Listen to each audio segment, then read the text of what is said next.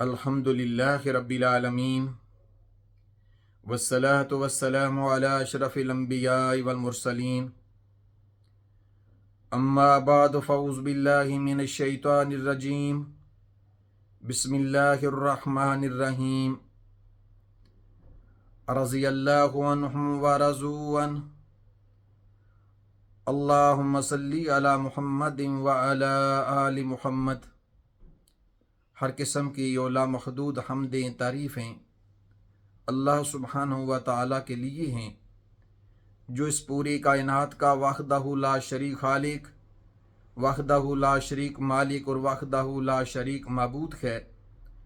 اور اس کے بعد لامحدود درود و سلام پیارے آقا صلی اللہ علیہ وآلہ وسلم کی ذات اقدس پر، جن کو اللہ سبحانہ و تعالیٰ نے پوری کائنات کے لیے بشیر اور نذیر بنا کر بھیجا۔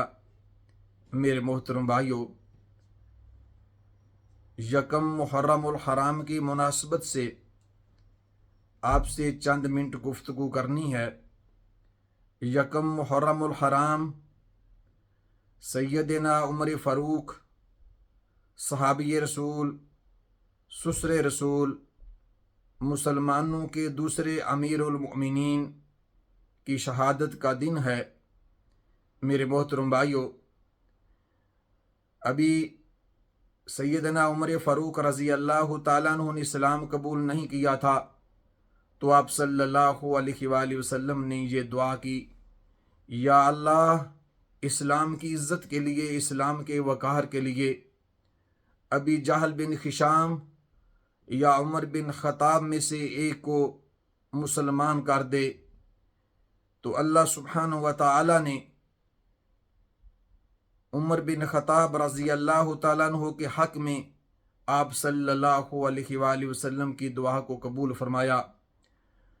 حضرت عبداللہ بن مسعود رضی اللہ تعالیٰ عنہ کہتے ہیں، واللہ ما استطعنا ان نصلی حول البیت ظاہرین حتی اسلم عمر، کہ ہم میں یہ طاقت نہ تھی کہ ہم ظاہری طور پر، اعلانیہ طور پر بیت اللہ میں جا کر اللہ سبحانہ و تعالیٰ کی عبادت کرتے، یہاں تک کہ عمر رضی اللہ تعالیٰ عنہ نے اسلام قبول کیا تو مسلمانوں نے اعلانیہ طور پر بیت اللہ میں جا کر اللہ سبحانہ و تعالیٰ کی عبادت کی۔ آپ صلی اللہ علیہ وآلہ وسلم نے ارشاد فرمایا، اگر میرے بعد کوئی نبی ہوتا، لو کان بعدی نبی لکان عمر، تو عمر نبی ہوتے، لیکن میں آخری نبی ہوں، میرے بعد کوئی نبی نہیں ہے۔ آپ صلی اللہ علیہ وآلہ وسلم کی زبان مقدس سے، زبان نبوت سے آپ کو بار بار جنت کی بشارتیں ملیں۔ بڑی مشہور حدیث ہے، ابو موسیٰ اشعری رضی اللہ تعالیٰ عنہ آپ کے ساتھ تھے تو بار بار دروازے پر دستک ہوتی رہی۔ آپ صلی اللہ علیہ وآلہ وسلم فرماتے رہے کہ دروازہ کھول دو اور آنے والے کو جنت کی خوشخبری دو۔ تو پہلے سیدنا ابو بکر صدیق رضی اللہ تعالیٰ عنہ آئے، اور ان کے بعد سیدنا عمر فاروق رضی اللہ تعالیٰ عنہ آئے اور ان کو جنت کی بشارت ملی۔ آپ صلی اللہ علیہ وآلہ وسلم نے ارشاد فرمایا کہ میں جب معراج پر گیا تو میں نے جنت میں حضرت عمر کا محل دیکھا، لیکن میں اے عمر آپ کی غیرت کی وجہ سے اس میں داخل نہ ہوا۔ تو آپ نے عرض کیا، یا رسول اللہ صلی اللہ علیہ وآلہ وسلم، کیا میں نے آپ پر غیرت کرنی تھی؟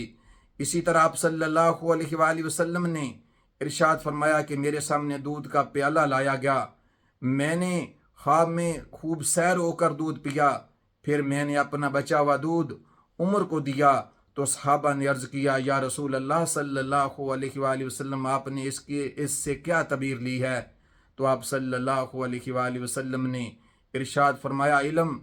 اسی طرح آپ صلی اللہ علیہ وآلہ وسلم نے ارشاد فرمایا کہ خواب میں میرے سامنے بہت سارے لوگ لائے گئے، کسی کا کرتا ان کے سینے پر تھا، کسی کی ناف پر، اور کسی کا کرتا اس کے گھٹنوں تک تھا، لیکن جب عمر میرے سامنے آئے تو وہ اپنا کرتا زمین پر گھسیٹ کر چل رہے تھے۔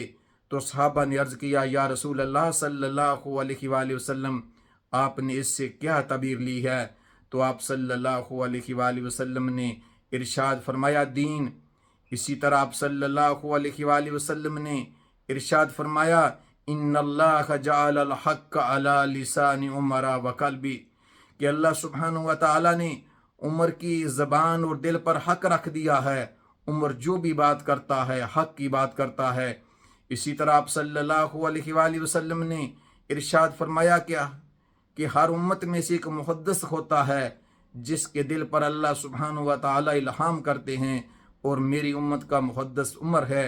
اور سیدنا عمر فاروق رضی اللہ تعالیٰ عنہ جس طرح آپ صلی اللہ علیہ وآلہ وسلم کو مشورہ دیا کرتے تھے، اسی طرح اللہ سبحانہ و تعالی بعد میں وحی اتارا کرتے تھے.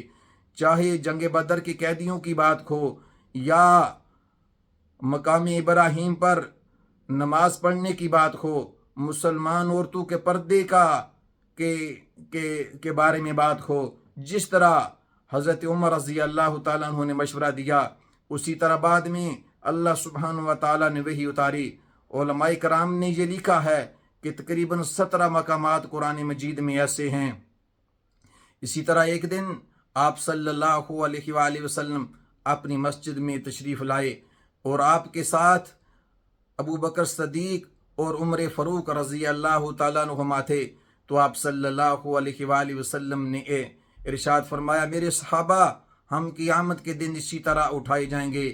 میرے محترم بھائیو، سیدنا ابو بکر صدیق رضی اللہ تعالیٰ عنہ نے اپنی زندگی میں ان کو امیر المؤمنین مقرر کیا. آپ 10 سال مسلمانوں کے امیر المؤمنین رہے، اور آپ کا دور اسلام کا سنہری دور ہے.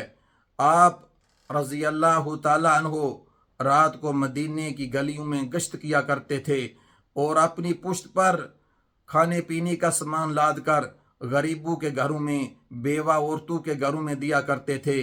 اور اسی طرح آپ کے دور خلافت میں اسلامی فتوحات اس قدر وسیع ہوئیں کہ 22 لاکھ مربع زمین پر اسلام کا پرچم لہرا دیا گیا. آپ کے دور حکومت میں مصر، شام، خراسان، عراق، لیبیا، ایران اور بیت المقدس فتح ہوئے، اور بیت المقدس کی چابیاں بغیر کسی جنگ کے آپ کے حوالے کی گئیں. حضرت عمر فاروق رضی اللہ تعالیٰ عنہ یہ دعا کیا کرتے تھے کہ یا اللہ مجھے شہادت کی موت نصیب فرمانا. اللہ سبحانہ و تعالیٰ نے آپ کو شہادت کی موت عطا فرمائی، اور وہ بھی مدینہ رسول صلی اللہ علیہ وآلہ وسلم میں مسجد نبوی میں آپ فجر کی نماز پڑھا رہے تھے. تو میرے محترم بھائیو، پھر اللہ سبحانہ و تعالیٰ نے آپ کو وہاں دفن کیا. ما بین بیتی و منبری روضۃ من ریاض الجنہ. آپ صلی اللہ علیہ وآلہ وسلم نے ارشاد فرمایا کہ میرے گھر سے لے کر میرے منبر تک جو جگہ ہے وہ جنت کے باغوں میں سے ایک باغیچہ ہے.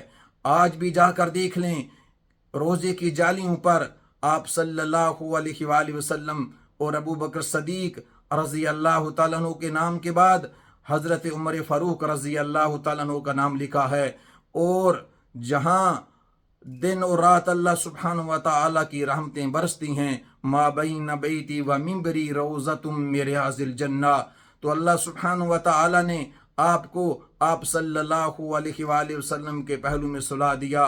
میرے محترم بھائیو، اللہ سبحانہ و تعالیٰ کا شکر ہے کہ ہم اہل بیت سے بھی محبت کرتے ہیں اور صحابہ کرام سے بھی محبت کرتے ہیں. اہل بیت بھی ہمارے ایمان کا حصہ ہیں، ہماری محبت ہیں.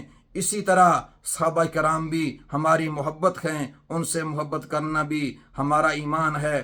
اللہ سبحانہ و تعالی ہمیں صحابہ کرام اور اہل بیت سے پکی سچی محبت عطا فرمائیں. وآخر دعوانا ان الحمد للہ رب العالمین.